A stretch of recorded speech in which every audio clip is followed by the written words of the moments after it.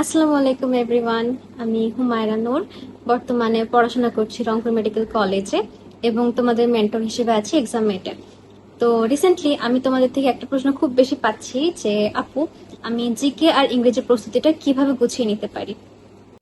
তো আজকের ভিডিওতে মূলত আমরা এটা নিয়ে ডিসকাস করব যে কিভাবে তোমরা কম সময়ে বা একটা কম্প্যাক্ট ওয়েতে জিকে আর ইংলিশ প্রস্তুতিটা নিতে পারো।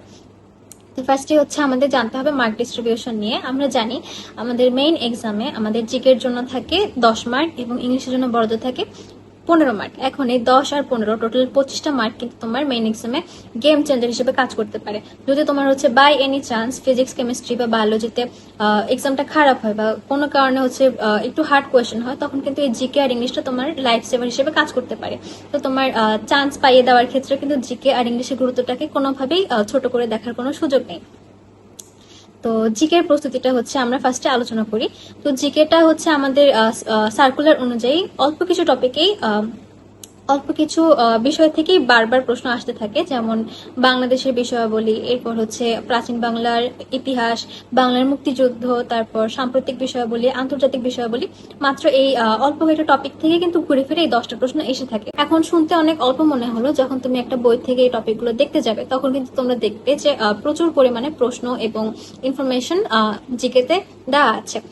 তো এখন আমরা কিভাবে হচ্ছে এতগুলো প্রশ্ন থেকে বুঝবো যে আমাদের কোনটা পড়তে হবে আর কোনটা বাদ দিতে হবে।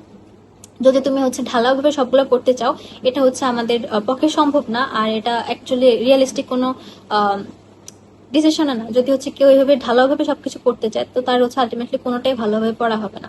তো আমাদের এই মুহূর্তে করণীয় কি? তো যখন হচ্ছে আমরা যেটা পড়া স্টার্ট করব, শুরুতে আমাদের কোশ্চেন অ্যানালাইসিস করতে হবে। তো এখন কোশ্চেন আমরা কিভাবে অ্যানালাইসিস করব? আমাদের প্রিভিয়াস ইয়ারে গত 5 বছরের মেডিকেল, এরপর হচ্ছে ডেন্টাল, ঢাবি এবং হচ্ছে বিশেষ কোয়েশ্চেন থেকে, বিশেষ করে বাংলাদেশ সম্পর্কিত যে জিকে গুলা এসে থাকে, জিকে প্রশ্নগুলো আসে, সেগুলো হচ্ছে আমাদের ভালো মতো দেখতে হবে। তো সেখানে হচ্ছে আমরা অ্যানালিসিস করার পর দেখবো যে আমাদের এই সিলেবাসের টপিকগুলোর মধ্যেই তারও মধ্যে স্পেসিফিক ভাবে বেশ কিছু অংশ থেকে বারবার বারবার প্রশ্ন এসে থাকে। তো আমরা হচ্ছে ওই টপিকগুলোতে বেশ ইম্পর্টেন্স দিব, বেশি ইম্পর্টেন্স দিব। আর অন্য যে টপিকগুলো সেগুলো হচ্ছে আমাদের যেগুলো দেখা দরকার সেগুলো আমরা দেখবো। আর কিছু টপিক আছে যেগুলো থেকে আমাদের প্রশ্ন আসার সম্ভাবনা একদমই নেই, তো সেগুলো হচ্ছে আমরা স্কিপ করবো। তো আমাদের ফাইট ব্যাকের হচ্ছে একটা ইউনিক ফিচার এটা যে ভাইয়া আগ থেকে এটা মার্ক করে দেন যে তোমাদের কোনটা লাগবে কোনটা লাগবে না। তো তোমাদের হচ্ছে নিচ থেকে এই মাথা ব্যথাটা থাকে না। তো এটা গেলো আমাদের জিকে অ্যানালাইসিসটা কিভাবে করবো সেটা। এখন কোয়েশ্চেন অ্যানালাইসিস করা শেষ, তারপর আমাদের করণীয় কি? আমাদের কোয়েশ্চেন অ্যানালাইসিস করার পর কাজ হচ্ছে একটা ভালো জিকে বই থেকে ওই টপিকগুলোর নির্দিষ্ট যে ইম্পর্টেন্ট অংশগুলো আছে সেগুলা ভালো মতো পড়ে নেওয়া, ভালো মতো পড়ে তারপর কোয়েশ্চেন সলভ করা।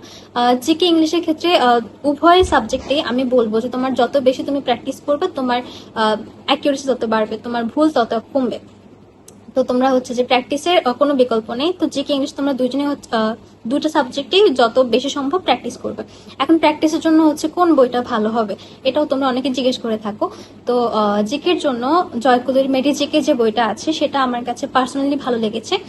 আর ইংলিশের জন্য হচ্ছে জাহাঙ্গীর আলম স্যারের মাস্টার বইটা, অথবা ইংলিশ টিউটর, বা হচ্ছে যে তুমি যদি অ্যাপেক্স পছন্দ করো বা হিলার পছন্দ করো ওগুলো থেকেও পড়তে পারো। কিন্তু হচ্ছে ইংলিশ টিউটর বা হচ্ছে মাস্টারটা বেশি প্রাধান্য পাবে যদি আমাকে বলতে বলা হয়। তো এটা গেল আমাদের জিকে প্রস্তুতি। তো আরেকবার যদি আমরা রিক্যাপ করি তাহলে কি হবে? ফার্স্ট হচ্ছে আমাদের কোয়েশ্চেন ব্যাংক অ্যানালাইসিস, তারপর হচ্ছে যে একটা বই থেকে আমাদের টপিকগুলো পড়ে নেওয়া, তারপর কোয়েশ্চেন সলভ করা, তারপর হচ্ছে কোয়েশ্চেন সলভ করার মধ্যে আমাদের যে ভুলগুলো হচ্ছে সেটা আবার নিজে শুধরে নেওয়া, শুধরে নিয়ে ওই ভুলগুলো কোথাও লিখে রাখা বা বইয়ে নতুন করে মার্ক করে রাখা, তারপর রিভিশন দিয়ে আবার নতুন করে এক্সাম দেওয়া।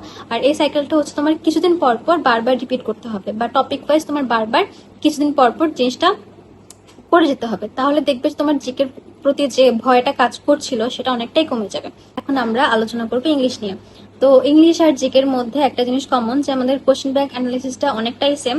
ফার্স্ট হচ্ছে আমরা আমাদের লাস্ট প্রিভিয়াস ইয়ারের যে মেডিকেল, ডেন্টাল, বিসিএস, ডিউ, এই 4টা জায়গার প্রশ্নগুলো আমরা ভালো মতো সলভ করে নিব। তো ওখানে আমাদের ইংলিশের মধ্যে শুধু লিটারেচার যে পার্টটা আছে সেটা আমরা স্কিপ করবো, কারণ আমাদের হচ্ছে মেডিকেলের সিলেবাসে লিটারেচার পার্টটা অন্তর্ভুক্ত না। ওখানে হচ্ছে আমাদের যে গ্রামার এবং ভোকাবুলারি পার্টটা আছে সেটা আমরা ভালো মতো খেয়াল করবো যে কোন কোন টপিক থেকে প্রশ্ন বেশি আসছে। তো তোমরা প্রশ্ন অ্যানালিসিস করার পর দেখতে পাবে যে বিশেষ করে পার্টস অফ স্পিচ, ওটার আইডেন্টিফিকেশন বা ইন্টারচেঞ্জ, এরকম টপিকগুলো থেকে প্রশ্ন বেশ ভালো পরিমাণে আসে। তারপর tense, subject verb agreement, gerund, participle, infinitive, বা হচ্ছে কন্ডিশনাল, এই রুলগুলো থেকেও বেশ ভালো পরিমাণে প্রশ্ন আসে যদি আমরা গ্রামারের কথা ডিসকাস করি। এখন কিন্তু শুধু গ্রামার দিয়ে তো হচ্ছে আমাদের ইংরেজি প্রস্তুতিটা কমপ্লিট হবে না। আমাদের হচ্ছে সিলেবাসে গ্রামার এবং ভোকাবুলারি দুইটা পার্ট আছে। তো এখন গ্রামারটা হচ্ছে আমরা এইচএসসি থেকেই বেশ ভালো পরিমাণে অনেকে পড়ে আসি, তো গ্রামার নিয়ে হচ্ছে আমাদের অত একটা পেইন হয় না। সমস্যা যেটা হয় সেটা হয় হচ্ছে আমাদের ভোকাবুলারি নিয়ে। তো বিশেষ করে ভোকাবুলারিতে আমাদের অ্যাপ্রোপ্রিয়েট প্রিপোজিশন, তারপর হচ্ছে যে phrase and idioms, group verb, proverb, এই জিনিসগুলোতে হচ্ছে আমাদের সমস্যা হয়। এখন যেহেতু এটা পুরোটাই মুখস্থ করার, তো আচ্ছা সিনোনিম অ্যান্টোনিম জিনিসটা হচ্ছে যে বেশ ভালো পরিমাণ পেন দেয় তোমাদেরকে, এটা হচ্ছে আমাদের ভোকাবুলারির অন্তর্ভুক্ত। তো বিশেষ করে তোমরা ভোকাবুলারি পার্টটা নিয়ে বেশি হচ্ছে দুশ্চিন্তা করো। তো এই ভোকাবুলারি পার্টটার দুশ্চিন্তা হচ্ছে আমরা কিভাবে মিনিমাইজ করতে পারি। এটা মিনিমাইজ করার উপায় হচ্ছে একদম রেগুলার তোমার হচ্ছে যে অল্প অল্প করে এই পড়াগুলো কমপ্লিট করতে হবে। তুমি জিকেটা হয়তো বা শেষের দিকে পড়ে হলেও কভার দিতে পারবে, কিন্তু ভোকাবুলারিটা তোমার শুরু থেকেই যখন তুমি প্রস্তুতিটা শুরু করবে, ধরো তোমার এইচএসসি শেষ হলো, তুমি আজকে থেকে মেডিকেল প্রিপারেশন শুরু করছো, তোমার আজকে থেকেই উচিত ভোকাবুলারি পার্টটা ভালো মতো শুরু করা। তো তুমি টপিক ধরে বা লেটার ধরে কোন একটা, ধরো তুমি অ্যাপ্রোপ্রিয়েট প্রিপারেশন শুরু করতে চাচ্ছ, তুমি লেটার এ দিয়ে স্টার্ট করলে, তুমি লেটার এ 2 দিনে ধরো শেষ করলে, সবচেয়ে ইম্পর্টেন্ট গুলো যেগুলো ধরো লাস্ট ইয়ারে এসেছে বা সামনে আসতে পারে, তো তোমরা হচ্ছে অপশন অবশ্যই অ্যানালাইসিস করবে। কোন একটা প্রশ্নে সেই প্রশ্নের যে অপশনগুলো আছে, সেই অপশনগুলো কোন জায়গা থেকে এসেছে এবং কেন এসেছে সেটা হচ্ছে আইডিয়া থাকতে হবে। তো ইংলিশে ভোকাব পড়ার নিয়ম হচ্ছে আমরা বললাম যে আমাদের রেগুলার ইন্টারভালে রুটিন করে ভোকাবুলারি পার্টটা অল্প অল্প করে শেষ করতে হবে। এখন যদি তুমি রেগুলার পড়ো তাহলে দেখবে শেষ সময়ে তোমাদের ভোকাবুলারি নিয়ে খুব একটা হচ্ছে স্ট্রেস হবে না। আর ফাইট ব্যাকের হচ্ছে এটা একটা কি ফিচার যে আমাদের রেগুলার ডেইলি হচ্ছে আমাদের ভোকাবুলারির উপর এক্সাম থাকে। তো তোমরা যদি হচ্ছে রুটিন অনুযায়ী শুধু এক্সামগুলো অ্যাটেন্ড করো, তোমাদের কিন্তু সিলেবাস খুব ইজিলি নির্ধারিত সময়ের আগে শেষ হয়ে যাবে। তো ভোকাবুলারি পার্টটা নিয়ে হচ্ছে আমরা আলোচনা করলাম। তো ইংলিশের জন্য আমরা কি বলবো, ফার্স্টে হচ্ছে আমরা ভোকাব তো রেগুলার দেখতেই হবে। আর গ্রামারের জন্য, গ্রামার হচ্ছে তোমরা যখন টপিক ধরে পড়বে তখন আগে ক্লাস করতে হবে। ক্লাস করার পর তোমার কোন একটা বই থেকে ক্লাসে তো তুমি জানলে যে নিয়মটা কেন হচ্ছে, কোন নিয়মের ফলে কোন উত্তর হবে, কেন হবে, ওটা ভালো মতো জানতে হবে। জানার পর তুমি কোয়েশ্চেন সলভ করবে। কোয়েশ্চেন সলভ করার পর ওই যে জিকের মতো নিয়মটা, তোমার কোন কোন প্রশ্ন ভুল হচ্ছে, কেন ভুল হচ্ছে, ওটা তুমি ঠিক করে নিচ্ছ কিনা, ওটা তোমার সামনে রিপিট হবে কিনা, এই সম্পর্কে নিজের সম্পর্কে একটা ভালো আইডিয়া থাকতে হবে। তো এইভাবে তুমি ইংলিশ একটা ভালো প্রিপারেশন নিতে পারবে। তো ইংলিশ আর জিকে যদি হচ্ছে আমরা একই সাথে রিক্যাপ করি, তাহলে তোমাদের একদম শুরু থেকে স্টেপগুলো হচ্ছে সিলেবাস সম্পর্কে জানতে হবে। তারপর তোমার হাতে কি পরিমাণ সময় আছে সেটাও হচ্ছে যে আইডিয়া থাকতে হবে। তারপর কোয়েশ্চেন ব্যাংক অ্যানালাইসিস, আর যদি ইংলিশের ক্ষেত্রে বলি, ফার্স্টে ক্লাস করার পর কোয়েশ্চেন ব্যাংক অ্যানালাইসিসের পর হচ্ছে প্র্যাকটিস এক্সামের পর হচ্ছে যে ভুল কারেক্ট করে নেওয়ার পর আবার তুমি হচ্ছে রিভিশন এক্সাম। আর হচ্ছে যে এই সাইকেলটা বারবার রিপিট করতে থাকবে। আর ইংলিশের ক্ষেত্রে ভোকাবুলারি পার্টের জন্য তোমার রেগুলার পড়ার কোনো বিকল্প নেই।